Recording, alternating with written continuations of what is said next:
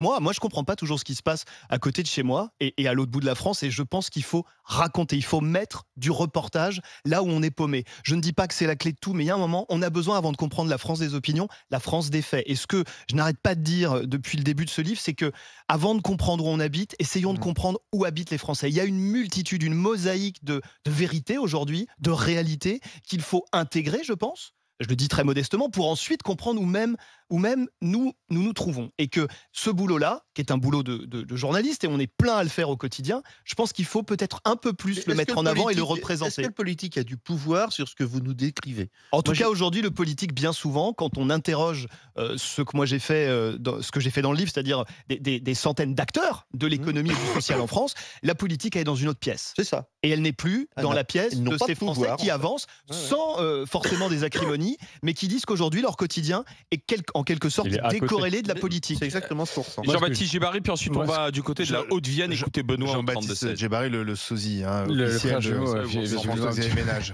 Non, mais Non, ça, regardez sur RMC Story, hein, non, mais c'est impressionnant. Hein. On fera Petite parenthèse, je dis juste quand même, parce qu'on l'a dit en antenne, moi c'est vrai que je me suis fait engueuler un jour, j'avais une veste dans la rue et on m'a pris pour vous. Ouais. Quand vous étiez au gouvernement, on m'a engueulé parce qu'il y avait des problèmes de train. J'ai dit Mais en non, l'occurrence, pardon, vous c'était vous vraiment trompez de votre faute, personne. je crois, à l'époque. Non, moi, ce que j'ai trouvé intéressant, c'est que, enfin, d'abord, il est intéressant ce bouquin de témoignages. J'ai trouvé que c'était une description très clinique d'une forme de précarité, pas de toutes les précarités, mais notamment de la précarité de la classe moyenne qui travaille, qui s'en tirait avant et dont le pouvoir d'achat est grignoté par plein de choses, par l'économie des plateformes, par la mutation du système de santé, par tout ça. C'est vrai que finalement, le politique est assez peu présent ou présent pour montrer une forme d'impuissance. Et le maire de Grigny pour l'installation de ce centre commercial. Enfin bref, c'est un peu tout ça. Et après, ça renvoie à chaque fois à des situations ou des sujets très compliqués. Pour répondre un peu sur le sujet des bus et de la subvention des transports en commun d'une manière générale, les transports en commun en France, ils sont supra-subventionnés. Et Oui. c'est On paye plus jamais le vrai. 70%, alors que dans les années 70, c'était subventionné à hauteur de 30%. Exactement. Donc, il faut expliquer que quand on paye le billet X, en fait, la région, la Ouais, on paye collectivité, pas le les vrai. Ce impôts qui n'était pas vrai il y a 40 ans. plus les régions sont désertées, entre guillemets, ou diffuses, comme on dit maintenant en bon langage technocratique, plus la subvention est importante. Dans le Limousin, le billet du TER, il est subventionné à 90%.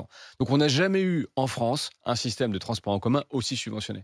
Et oui, et ce que je dis là est vrai évidemment pour les transports, c'est vrai pour, d'une manière générale, beaucoup de services publics dont le taux de subvention, dont l'appel à l'impôt est de plus en plus important. Après, ce que je trouve vraiment intéressant, c'est que tout en témoignant, ça marque des très grandes mutations de la société. Mais oui, c'est ça. Par exemple, le médecin conventionné, Ouais. qui dit, moi, en fait, je travaille quasiment autant, je gagne mieux ma vie, je traite mieux mes patients, et je fais partie en plus d'un mouvement que connaît bien Jérôme Marty ici, qui vise finalement à davantage s'exposer aux réalités du marché pour faire payer les gens qui le comprennent très bien parce qu'ils investissent dans leur santé. Enfin, il y a plein de choses comme ça Mais qui il faut sont... expliquer peut-être juste sur les médecins Ouais. traitants qui se déconventionnent, juste d'un Ils sont mot pas pour qu'on beaucoup ait le pour l'instant, contexte, mais- parce que ça aussi c'est le principe du Ouais. livre.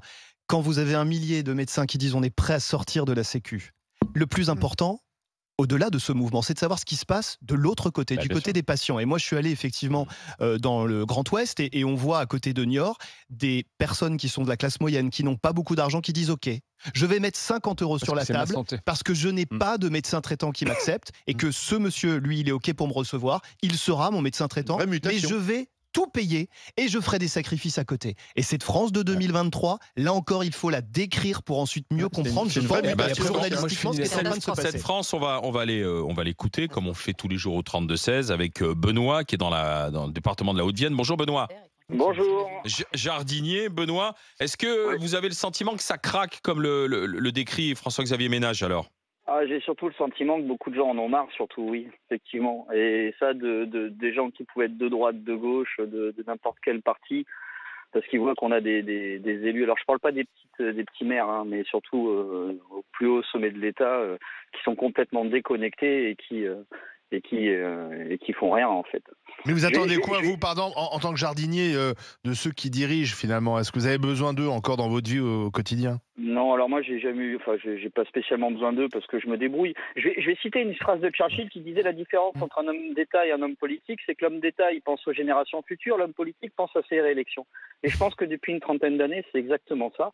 On voit que les gens au pouvoir ne pensent pas à long terme, c'est que des petits courts termes. Moi par exemple je travaille, je gagne ma vie, j'ai toujours travaillé depuis que j'ai 45 ans, j'ai toujours travaillé depuis que j'en ai 17. On veut pas d'aide en fait, on veut pas d'aide, on veut juste vivre décemment de nos salaires et on n'y arrive plus. Et c'est pas parce que on a des dépenses superflues, je sais pas moi. Parce que vous claquez au restaurant ou quoi que ce soit. Moi je vais pas souvent au resto, je vais pas souvent au ciné. La dernière fois que j'étais au ciné, c'est quand ils avaient fait une promotion à 5,50 la place. Et ça c'est de plus en plus courant. Et ça, il y en a marre. On voit qu'on est de plus en plus taxé, mais à côté de ça, il y a des hôpitaux, les urgences ferment la nuit, on ne trouve pas de médecin. Pour avoir un spécialiste, un ophtalmo, un dentiste, c'est compliqué. Je vois par exemple, moi j'habite à côté de la Creuse, pour avoir un dentiste, franchement, il faut se lever de bonne heure et c'est presque un an d'attente. Et c'est tout comme ça. Et ça s'est détérioré 100 000 habitants. Ça s'est détérioré. Parce que vous avez 45 ans, vous trouvez que c'est pire aujourd'hui à 45 ans que lorsque vous avez commencé à bosser? Écoutez, moi, il y a 20 ans, quand j'avais besoin d'un ophtalmo, je prenais rendez-vous. En 2 mois, j'avais mon rendez-vous. Là, j'ai pas rendez-vous. Est-ce que c'est de la faute de politique si la Creuse, il y a 100 000 habitants, il y en avait 300 000, il en reste 100 000? Est-ce que ça, c'est du fait politique ou est-ce que c'est un mouvement qui fait que les jeunes n'ont pas envie de rester dans un territoire comme la Creuse où il y a l'équivalent d'une ville moyenne en banlieue? Peut-être que déjà essayer de tout centraliser sur des grandes villes, ça aide pas forcément à ce que les gens restent.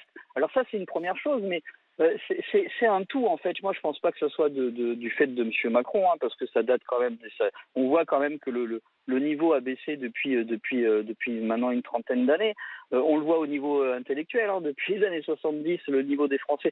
Vous vous rendez compte, il y a un petit Français sur 10 qui arrive en 6e qui maîtrise plus le français et les maths. Je veux dire, on voit qu'il y a quelque chose qui va pas. Oui, On veut plus de donc en fait, vous fonctionnaires, interrogez un modèle français. D'ailleurs, c'est ce qui revient, moi, je trouve, dans ce livre.